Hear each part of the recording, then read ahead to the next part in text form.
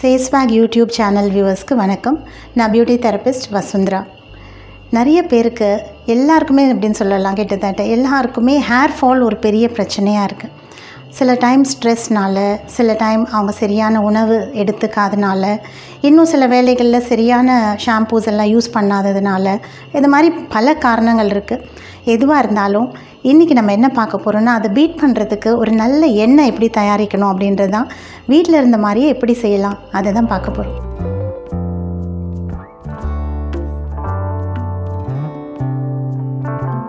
அதில் என்னென்ன இன்க்ரீடியன்ட்ஸ் நம்ம யூஸ் பண்ண போகிறோம் அப்படின்னு பார்க்கலாம். எல்லாமே ஈஸியானது தான். முதல்ல யூஸ் பண்ணுறது வந்து தேங்காய் எண்ணெய். இதில் இருக்கிற லாரிக் ஆசிட் நம்மளுடைய ஸ்கேல்ப்புக்கும் முடிக்கும் ரொம்ப நல்லது. அடுத்ததாக நல்லெண்ணெய். இதில் லிக்னன்ஸ் அப்படின்ற ஒரு காம்பவுண்ட் இருக்குது. இது நம்மளுடைய ஹேருக்கு நல்ல ஊட்டச்சத்தை கொடுக்கக்கூடியது. ஸோ இந்த 2 எண்ணெய்களும் தான் நம்ம இப்போ எடுத்துக்க போகிறோம். இதில் நம்ம கலக்க போகுது என்னென்னு பார்க்கலாம். முதல்ல வெந்தயம். வெந்தயத்தில் இருக்கிற ஹை ஃபைபர், அயர்ன் கண்டென்ட் எல்லாமே இருக்குது இதில். ஸோ இதுதான் முதல் ஒரு இதுவாக இன்க்ரீடியண்ட்டாக நம்ம எடுத்துக்கிறோம். அரிசியில் இருக்கிற வந்து பி காம்ப்ளெக்ஸ் நம்மளுடைய ஸ்கால்ப்புக்கும் நம்ம முடியுடைய டார்க்கனிங்க்கும் ரொம்ப உதவியாக இருக்கும் அப்படின்னு கண்டுபிடிச்சிருக்காங்க. எள்ளு நமக்கு தெரியும், ரொம்ப ரொம்ப நல்லது. நல்லெண்ணெய் இதுலேருந்து எடுக்கிறது. இந்த எள்ளு போட்டு நம்ம செய்யும்போது இன்னும் நமக்கு வந்து முடி கருக்கிறதுக்கு வாய்ப்பு இருக்குது. கருவேப்பிலை, இதுவும் அப்படி தான், முடி கருக்கிறதுக்கும் முடியை ஸ்ட்ரெங்தன் பண்ணுறதுக்கும் ஒரு ரொம்ப நல்ல ஒரு இன்க்ரீடியன்ட். ஸோ இது எல்லாத்தையும் நம்ம எப்படி ஆட் பண்ணுறோன்றதை பார்க்கலாம். அதில் நான் வெந்தயம் ஆட் பண்ணிக்கிறேன். இது ஒரே ஒரு டீஸ்பூன் வெந்தயம். அடுத்ததாக ரைஸ் வந்து ஒரு டீஸ்பூன், எள்ளு ஒரு டீஸ்பூன், கருவேப்பிலை ஜஸ்ட் ஒரு ஹேண்ட்ஃபுல், அவ்வளோதான். ஸோ இது எல்லாத்தையும் ரொம்ப லோ ஃப்ளேமில் ட்ரை ரோஸ்ட் பண்ணிக்கோங்க. இந்த வெந்தயோட கலர் கொஞ்சம் மாறும். எள்ளெல்லாம் கொஞ்சம் வெடிக்கும். வெடித்ததுக்கப்புறம் தேங்காய் எண்ணெய்,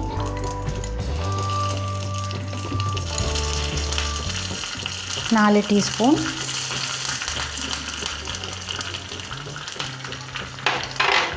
நல்லெண்ணெயும் 4 டீஸ்பூன். ஸோ வேணுன்ற எல்லா இன்க்ரீடியன்ஸையும் போட்டாச்சு. கொஞ்சம் நேரம் ஜஸ்ட் ஒரு 1 to 2 minutes நல்லா இந்த மாதிரி ஃப்ராத் ஆகி வர வரையில் வெயிட் பண்ணுங்கள். ஒருத்தருக்கு வேணுன்ற அளவு தான் இப்போ நான் சொல்லியிருக்கேன்.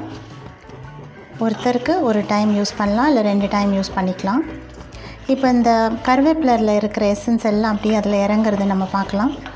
ஏன்னா கருவேப்பிலையில் இருக்கிற அந்த பச்சை கலர் போயிட்டு கொஞ்சம் ப்ரௌனிஷாக மாறும். கை விடாமல் லைட்டாக இந்த மாதிரி ஸ்டர் பண்ணிகிட்டே இருங்க. ரொம்ப நல்லாயிருக்கு வாசனை. வெந்தயத்தோட வாசனை, எள்ளு, கருவேப்பிலை இதோடைய வாசனை எல்லாம் ரொம்ப நல்லாயிருக்கு. இப்போ நம்ம ஆஃப் பண்ணிக்கலாம். இப்போ இந்த எண்ணெயை நம்ம வடிகட்டி எடுத்துக்கலாம்.